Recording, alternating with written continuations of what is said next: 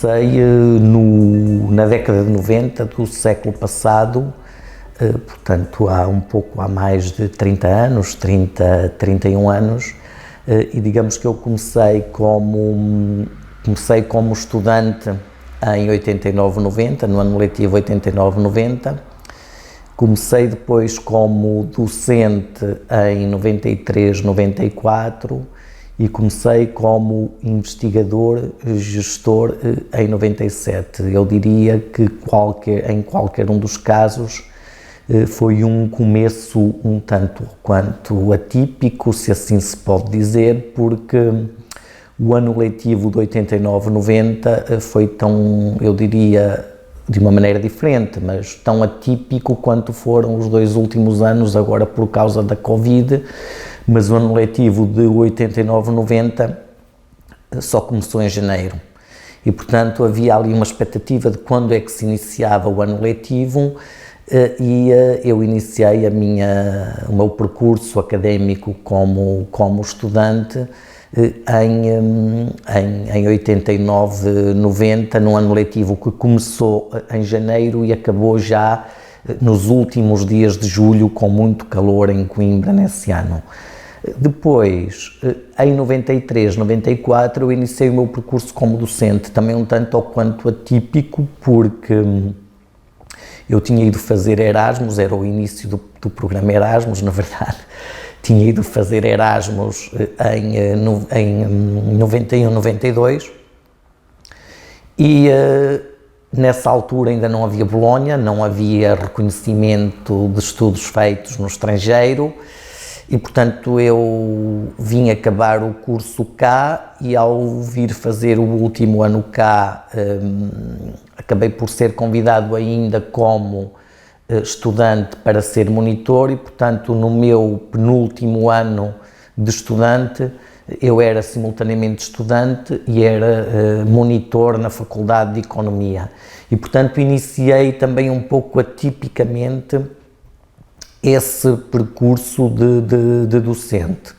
Depois, ainda nos anos 90, em 1997, eu fui convidado também em julho, no final do ano letivo, para entrar no Centro de Estudos Sociais, e entrei no Centro de Estudos Sociais em julho de 97 como investigador, no ano e no mês em que concluí o meu mestrado, deu-se também o caso de simultaneamente entrar como investigador no Centro de Estudos Sociais, portanto na Universidade de Coimbra, mas também ao mesmo tempo eu entro para o SES como investigador, mas entro também para a direção, ou seja, tive a minha primeira experiência de várias outras funções que depois fui ocupando na Universidade de Coimbra ao nível da gestão. E, portanto, o meu percurso na Universidade de Coimbra, nestas várias dimensões, ele inicia-se todo, digamos assim, ao longo dos anos 90, desde o início dos anos 90 até 1997.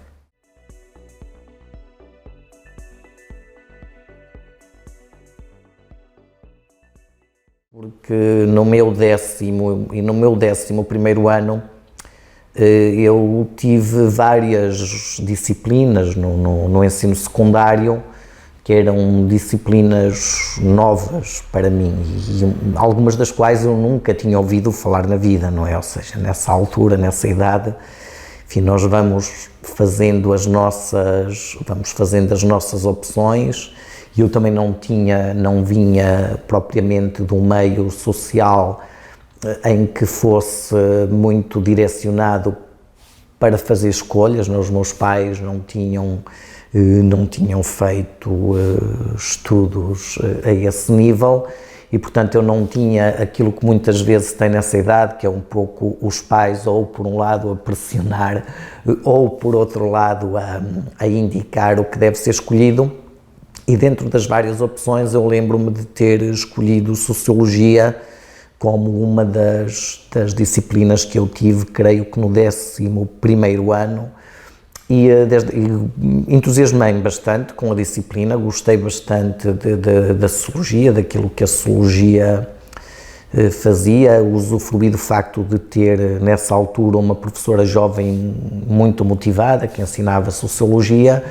E desde essa altura que fiquei muito entusiasmado. E quando me candidatei à universidade, mais tarde, porque o meu percurso também não é um percurso típico de estudante, eu cheguei à universidade apenas com 21 anos, eu tinha feito paragens para trabalhar antes de chegar à universidade, mas quando cheguei à universidade eu só me candidatei a Sociologia para diferentes locais do país, com Coimbra em primeiro lugar, Lisboa, Porto, Évora, creio, mas, ou seja, Sociologia era aquilo que eu queria de facto e queria desde o 11º ano, a altura em que tive a disciplina.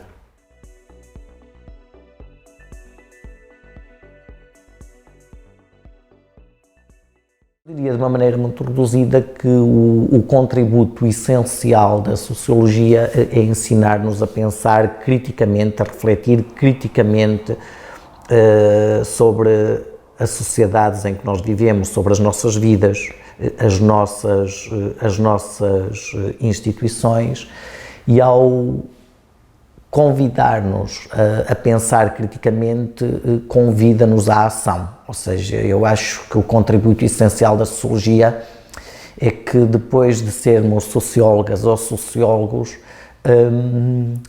nós nunca mais nos vamos sentir confortáveis na vida por ficar indiferentes naquilo que estivermos a fazer a cada instante, naquilo que estivermos a pensar. Ou seja, a Sociologia dá-nos esse contributo muito prático, ou seja, retira-nos de uma situação de indiferença. Acho que nós, sociólogos, temos sempre um certo, a partir do momento que entramos na disciplina, temos um instinto para a ação, para fazer qualquer coisa, para mudar as coisas. E esse acho que é o contributo essencial da disciplina. Diria também que a Sociologia é uma formação importante e dá-nos um contributo importante para percebermos o contexto. Ou seja, a Sociologia é, se quisermos dizer de uma maneira simples, é a ciência do contexto. Ou seja, nós percebemos melhor porque é que em diferentes sociedades as pessoas adotam diferentes soluções para problemas que são comuns.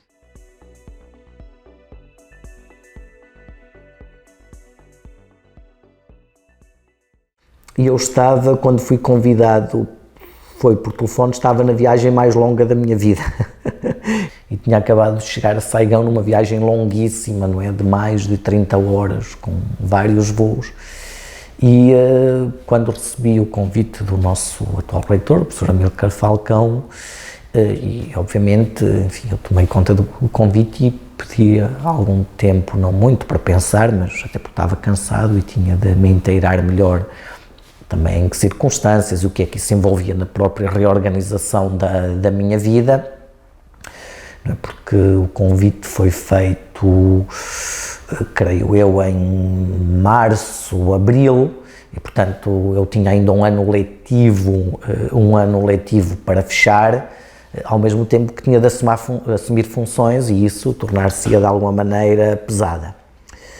Portanto, ponderei e aceitei porque eu entendo que, ou seja, por um lado eu já tinha assumido várias funções dentro da Universidade de Coimbra. Eu tinha sido diretor executivo do Centro de Estudos Sociais, tinha sido subdiretor da Faculdade de Economia, e tinha tido vários outros percursos na Universidade de Coimbra, inclusive que me davam algumas vantagens para exercer esta função, ou seja, que eu entendo que eram vantagens, não é? Ou seja, nessa altura eu dava aulas em 5 unidades orgânicas da Universidade de Coimbra, ou seja, eu entendo que eu conheço bem, tanto quanto é possível, aquilo que é a Universidade de Coimbra na sua diversidade, não é? Portanto, eu senti que eu estava, desse ponto de vista, por conhecer bem a Universidade de Coimbra, estava preparado para esta função. Depois também tinha acumulado uma outra experiência que me veio, enfim, desde os anos 90, sobretudo, final dos anos 90, eu acabei por me ligar muito aos sindicatos de professores do ensino superior, de professores e investigadores, e, por outro lado, tenho uma experiência de mediação que adquiri no sindicato, ou seja, de falar com as instituições, de falar com as pessoas quando é necessário, e, portanto, acho que há aqui características também pessoais e da experiência institucional que um órgão como o provedor de estudante tem ou deve ter para desempenhar uma função que eu entendo que é uma função de reequilibrar aquilo que são poderes desiguais dentro da universidade. O provedor de estudante tem de ter um certo perfil que o vocacione para esta capacidade de fazer mediação, de estabelecer diálogos, de ter uma disponibilidade e uma paciência. Muitas vezes é preciso muita paciência, que eu entendo que tenho e que tinha, portanto, achei que poderia dar o meu contributo como provedor de estudante, que era um desafio interessante naquilo que era o que tinha sido a minha trajetória até aí, e por isso aceitei, não demorei muito tempo a aceitar.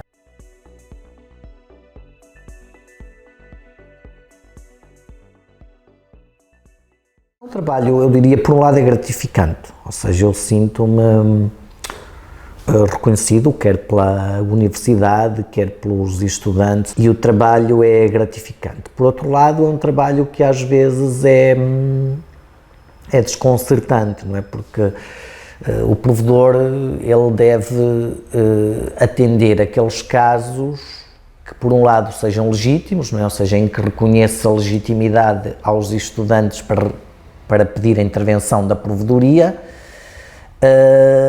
e, por outro lado, deve-se certificar que atende a esses casos se os estudantes tiverem esgotado, digamos assim, as tentativas de resolução do problema, não é? Por exemplo, se o problema for de natureza pedagógica, o estudante falou devidamente com o docente ou com o coordenador do curso para tentar resolver o problema. Se for de natureza académica, falou com o coordenador do curso ou falou com os serviços para tentar resolver o problema. Ora, acontece muitas vezes que as reivindicações, ou seja, aquilo que traz os estudantes à provedoria, não são interesses legítimos, ou seja, os estudantes cometeram erros porque não conhecem os regulamentos, porque, enfim, por um conjunto diversos de razões em que o provedor tem que lhes dizer: olha, mas você não tem razão, agora tem um problema, vamos ver como é que o provedor pode ajudar de alguma maneira a minorar esse problema. Portanto, às vezes são questões que têm solução e que vão de encontro àquilo que os estudantes querem, outras vezes são, no polo oposto, são questões que não têm de todo solução, ou seja, cuja pretensão do estudante não tem um mínimo cabimento, porque regulamentarmente ela não é plausível. Portanto, muitas vezes os estudantes desconhecem aquilo que são os seus direitos, aquilo que são os seus deveres, e, portanto, há um certo desconforto também do provedor do estudante, às vezes, em lidar com estes casos que são difíceis de gerir porque não são passíveis de ter uma solução.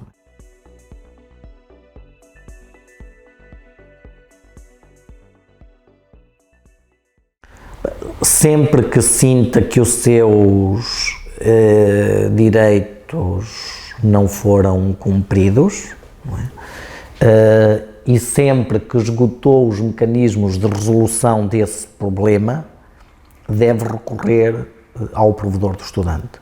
Portanto, os estudantes, sempre que sentem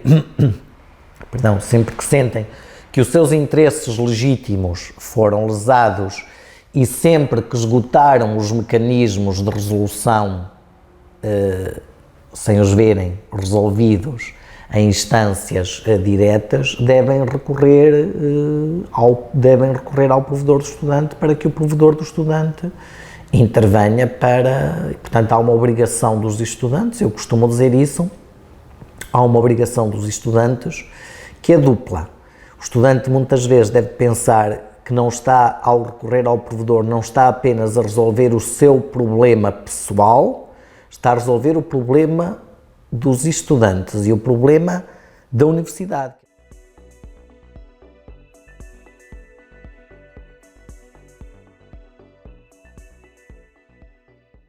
Gostaria de enfatizar isto, ou seja, os estudantes, enquanto estudantes, têm direitos e deveres. Não é? E é bom que as pessoas percebam que o mundo da universidade, o mundo da academia, não é diferente daquilo que se passa lá fora. Não é? Por exemplo, existe o dever dos prazos. Os prazos, não é? Pode ser um prazo para pagar uma dívida às finanças, para apresentar a declaração de IRS, pode ser um prazo na universidade para fazer uma inscrição. E, portanto, os estudantes têm direitos e têm deveres. E as pessoas têm de olhar para as instituições e para a universidade em concreto como uma instituição onde esses deveres e esses direitos têm exatamente a mesma importância, têm exatamente o mesmo valor, exatamente as mesmas responsabilidades que depois têm na sociedade lá fora. Este sentido do dever e dos direitos é fundamental que os estudantes adquiram esta noção. Obviamente que sempre que entendem que os seus direitos não estão a ser respeitados, devem procurar resolvê-los, porque de facto essa é a sua obrigação enquanto cidadãos. Os estudantes não devem ficar numa situação de inelutabilidade, numa situação de passividade, e, sobretudo, devem confiar no provedor do estudante. Muitas das vezes as pessoas sentem-se inseguras por estar a falar com o provedor.